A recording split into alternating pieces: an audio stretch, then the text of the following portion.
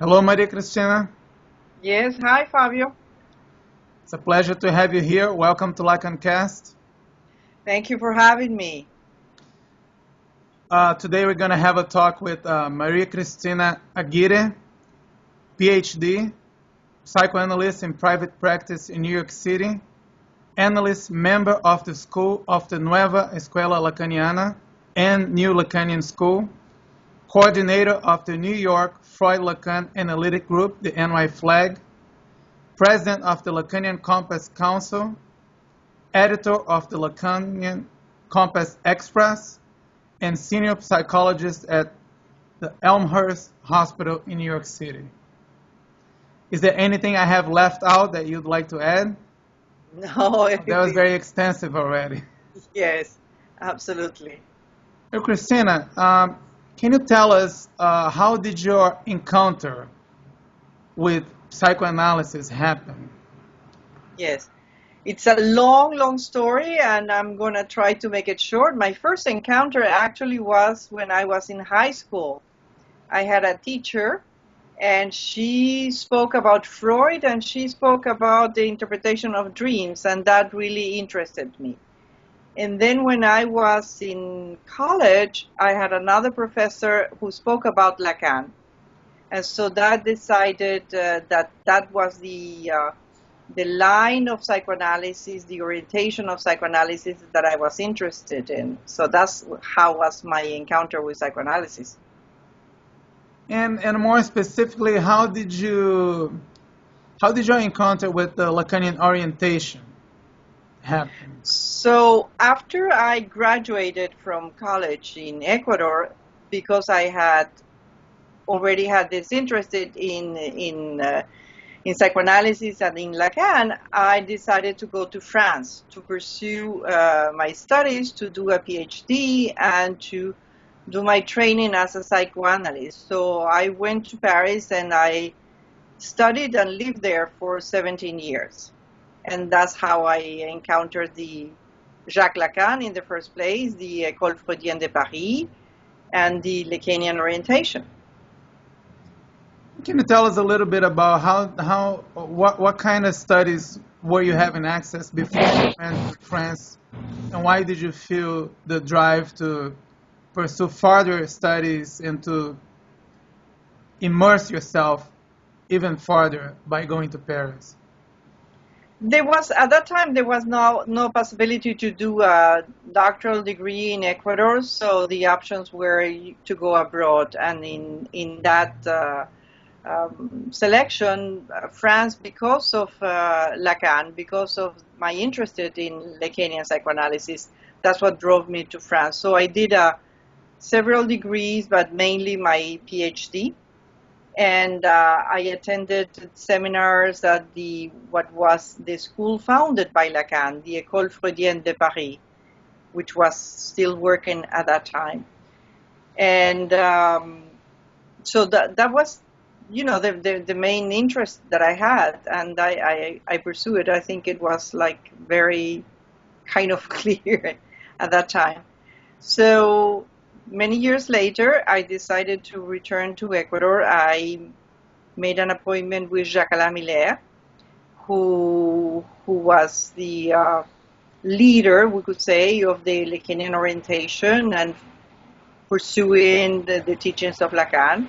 And I expressed my interest to work in the WAP, the World Association of Psychoanalysis, when I was going to be in Ecuador. So that's how it happened, actually. But it's a long road with many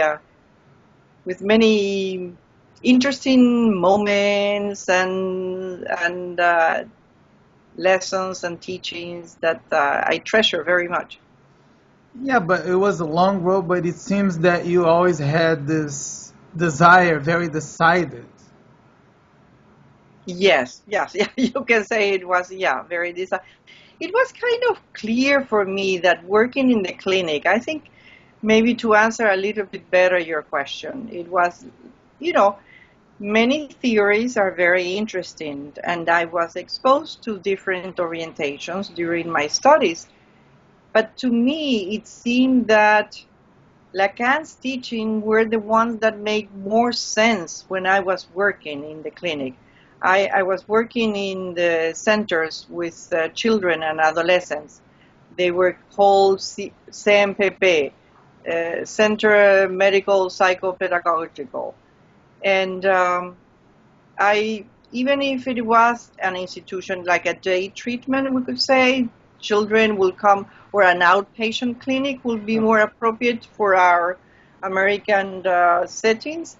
I thought that the theory and the clinical, especially the clinical orientation that Lacan was given, was precious in order to really do a job that will be significant for each one of these subjects, to make significant changes in their life, to alleviate of their symptoms, and to really make changes in the way they were situated in the world and in relation with the others. So it was really, I think, a clinical calling more than a theoretical. Even though the theory was very complex and it was just being developed. Yes, but if you look at the clinical aspects of Lacan's teaching, even in the very early seminars, I mean, it's so clear and it's so helpful and it's so insightful that it really is a very powerful tool. For me, it was. And so I think that I want to transmit that to others, that it's not only this very complicated and intellectual theory, but it really has direct applications to the clinic, to the practice. Yeah, I see you do that very well, and you are able to translate many hard to grasp concepts, and you always make an effort to make that into the clinical approach, into the clinical interventions that would develop in one clinical structure or the other, and that makes much more sense than just the infinite theoretical developments that a non-clinical approach could mistakenly perhaps commit when reading those articles, those concepts. Absolutely, absolutely. And the other thing that I think that is important is not that is, for me, what is interesting is that it's not something that is already, it's like a complete set of theory or of dogma that you just have to apply this guideline and this manual. It's something that is constantly being in movement and is constantly evolving, and you have to incorporate the data and the factors that are affecting us in today's life. But I think that Lacan was a visionary. He was able, many years ago, in a way to describe the situations that we are going through right now with all the advances of science and technology and all this fast pace of the world.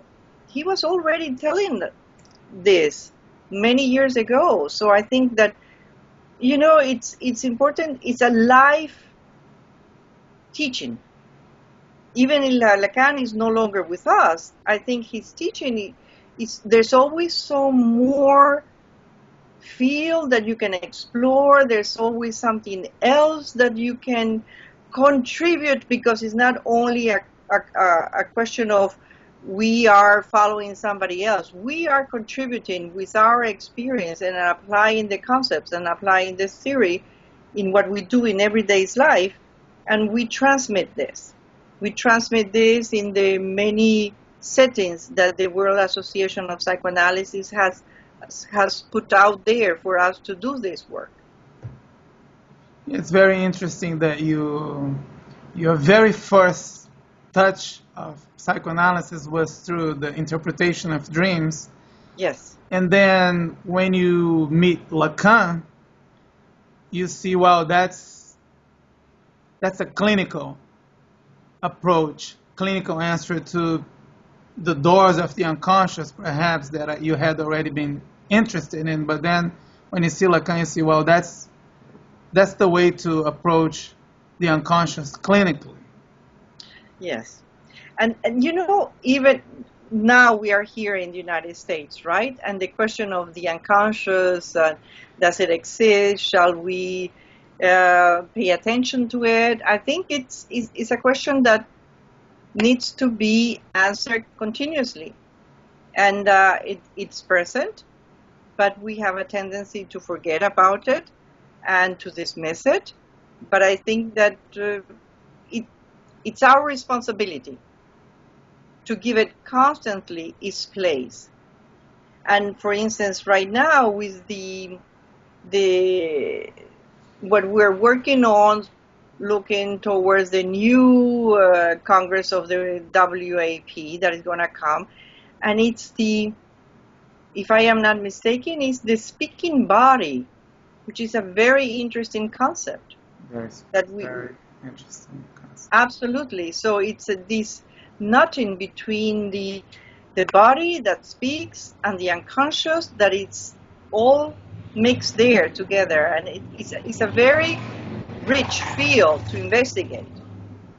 So I am very excited about it, actually. Very excited. Especially after Jacques-Alain Millin released his article, his basically the justification of why this is going to be the theme of the next encounter. It was very powerful. I guess everybody's working on it. We are beginning to work on it because it's a big thing, but it's very exciting, actually. And it is, like you said, it is a big responsibility to continue to work towards maybe the existence of the unconscious, because it has to be always questioned, and yes, the constant work of, how would you put it, transference? Right. Great. And Maria Cristina, that was a great response, very elucidative for your path, a brief window to the path that you took. And what are your current projects? What have you been involved in? What? Well, like you mentioned, right, I am the coordinator of the New York Freud-Lacan Analytic Group. That group began in the year 2000 in New York. It's open to anybody who is interested.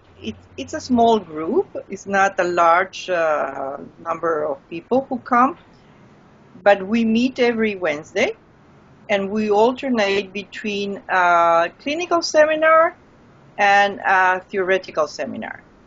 The theoretical seminar is dedicated to reading and discussing one of Lacan's texts. It could be one of his seminars, or an article in the Écrit or in the other Écrit.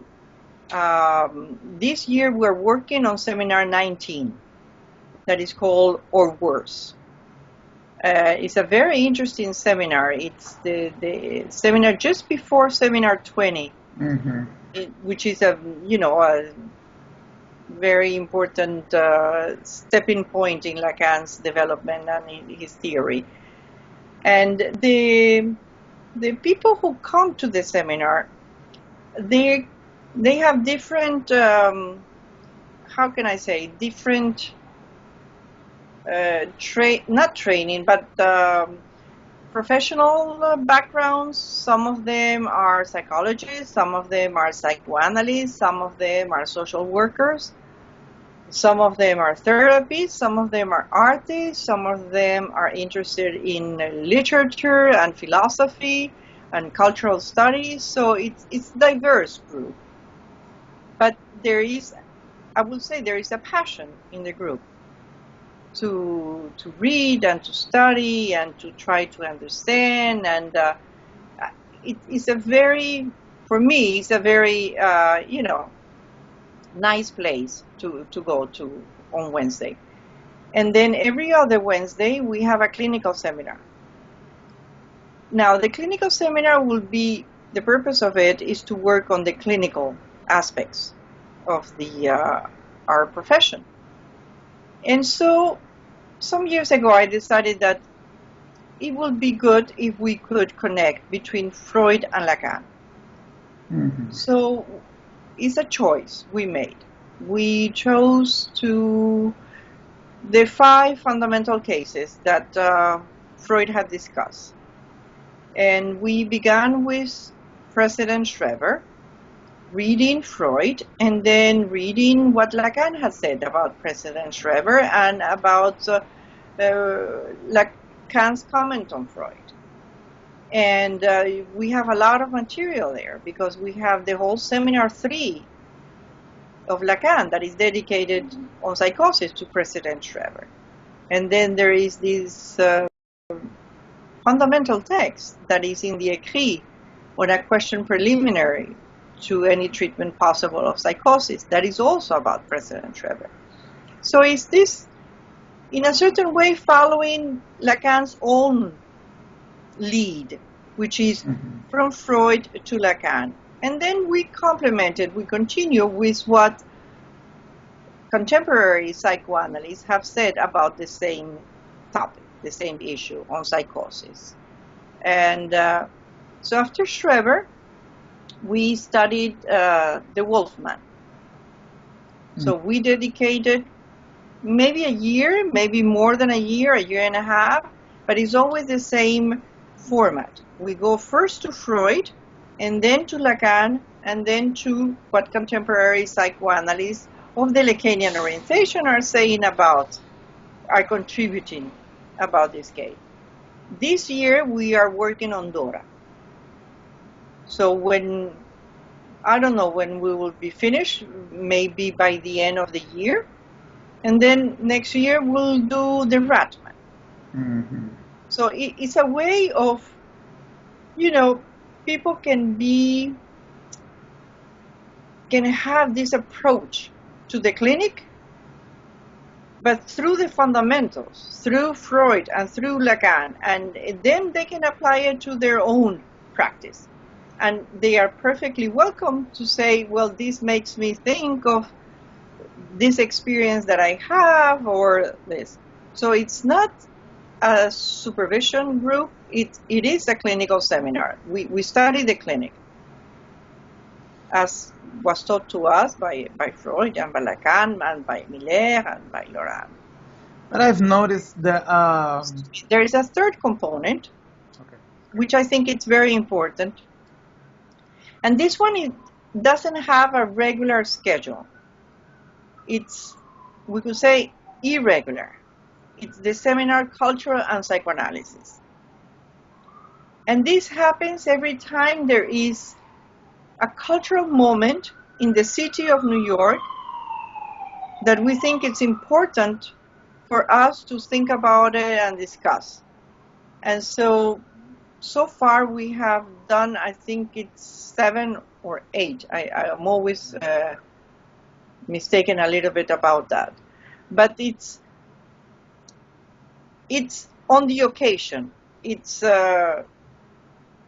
when the occasion presents itself. It's not a regular seminar, so we are planning one for the fall, and we'll get you more information as soon as we have all that, organized and that. But those are the 3 components of what I do in New York. But I noticed that a lot of people who attend the seminar and initially are curious about Lacan and psychoanalysis in general and don't necessarily have a practice. Yes. Some of them get somewhat touched by the teaching. Yes. And then they try to find a way to have a practice. to be supervised, to enter analysis. Is that something that you observe as a product, an effect of perhaps your clinical approach of how you teach Lacan? You know, it happens in two ways. I think that when you listen to what Lacan is teaching, or what Jacques-Alain Miller or Eric Laurent or these, very distinguished psychoanalysts are teaching, some of the things they are saying can touch you in a personal way, and something that it's maybe something you are struggling with. Sometimes it can also touch in something that it has to do with your practice, something that it has to do with one of your patients, something that has to do with the way you are conducting, directing this treatment. And so, yes, I think it's very powerful. I think it produces effect. I don't expect them to be like immediately and every time. The element of surprise, it's very important, because that's when you can really say that this has had an impact. It's not scheduled, it's not programmed, it always takes us by surprise. But I think it's important, and it does happen. Yes, you're absolutely right. Has it always been like that since the beginning, or did the profile of the people who were driven to the group, did it change throughout these years? What I see, because it has been now, 14 years maybe, that the group is going on. What I see now, and I'm very happy about it, is that there is a stronger commitment. The people who come to the group are really interested in learning, are really interested in contributing. It's not only a passive position. What I see the change is that there is every time more active position. They want to do more things. They want to research more. They want to study more. So that, in a way, for me, is an answer that this has, given some fruit. That this work and this effort has, given some fruit, because these people can now be themselves transmitters in a certain way, and they can bring other people more, and they can share their enthusiasm and their desire to learn and to practice and to think about this. I don't know if I'm answering. Yeah, no, it was a great answer. Are there any interest, any concepts that you have been driving your own research on, other than the ones you already mentioned? It's a very interesting question, Fabio, and I know that is one of the questions that you said you were going to ask, and I was thinking, how can I answer this? And I said, what I try to do is to follow two lines in a certain way. So my two lines will be, what is the theme of the next World Association of Psychoanalysis Congress? That would be like my main direction. And then the second one will be more locally in the United States. What we are working nationally, not so much locally in New York, but nationally, which is something we have not spoken yet about, the Lacanian compass. And the idea of the Lacanian compass is to bring together people who are working in different cities in this very, very large country, and to try to create, produce meeting points. So our main meeting point so far has been the clinical study days. And right now we are preparing, we just had the last clinical study days, number 7, in New York in February. And we were very privileged to have the presence of Miguel Basols, who is the current president of the World Association of Psychoanalysis. He was our guest speaker, and it was a wonderful experience. The theme was paradoxes of transference, so a very clinical theme. The next clinical study days, number 8, then will be in Miami in January 2015. At the end of January, I think it's the weekend of the 23rd, 24th, 25th January. And also related to the themes that the whole community of the World Association of Psychoanalysis has been working and is working on. The theme, it will be encounters with the real in the analytic experience. So how do you encounter the real in the analytic experience? And we're hoping to get clinical cases that will demonstrate how this happens. So you see, the effort is always to bring these wonderful, very sophisticated concepts that Lacan has developed to the clinic, because that was the origin. From the beginning, Lacan took all this from his clinical experience. What he tried to do is theorize them. So we got the theory, but now we need to go continuously. It's like a bande de Möbius, go inside and out. So from theory to the clinic, from the theory to the clinic, and inside and out. That's the way I conceive the work we are doing. And the people in the United States, they're wonderful.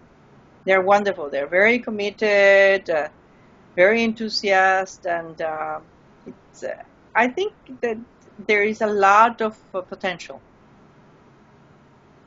And you're a great part of that. You've been dedicating yourself. I mean, you came here. It's a great story, and with the decided desire to continue applying Lacanian psychoanalysis and to transmitting, the Lacanian teaching, the Lacanian orientation. It's very great to. You're right. It is a passion. Yeah, but it's also our effort here to report those very important facts that not by accident, but by a lot of effort and desire that continue to construct, continue to work towards this. And last but not least, how can our audience learn more about you and what you do? So right now we are doing the final touches to a website that has already been existed, but we are updating it. And it's www.lacaniancompass.com. So one word, lacaniancompass.com. And so that will be up and running, I think, no longer than by the end of the month. In it, you will see more the global part of what is happening in the United States, but then you will see city by city also what is happening. Very so what is happening in New York, and what is happening in Miami, and what is happening in Omaha, what is happening in Houston, what are the seminars that are offered. So that's a way of contact. So I still have to find out a way in which people can directly reach to me. So the only thing I have, we have a listserv, but if you are not a member, you cannot write directly to it. So I have to find a way. But through the website, that will be a beginning. That's great. It was a great honor to have you. It was a great talk. Thank you so Fabio, much. thank you so much for having me and for doing this work, because I think you are contributing in your way of this, making it known that what the work we do in the Lacanian orientation. Thank you. Thank you so much.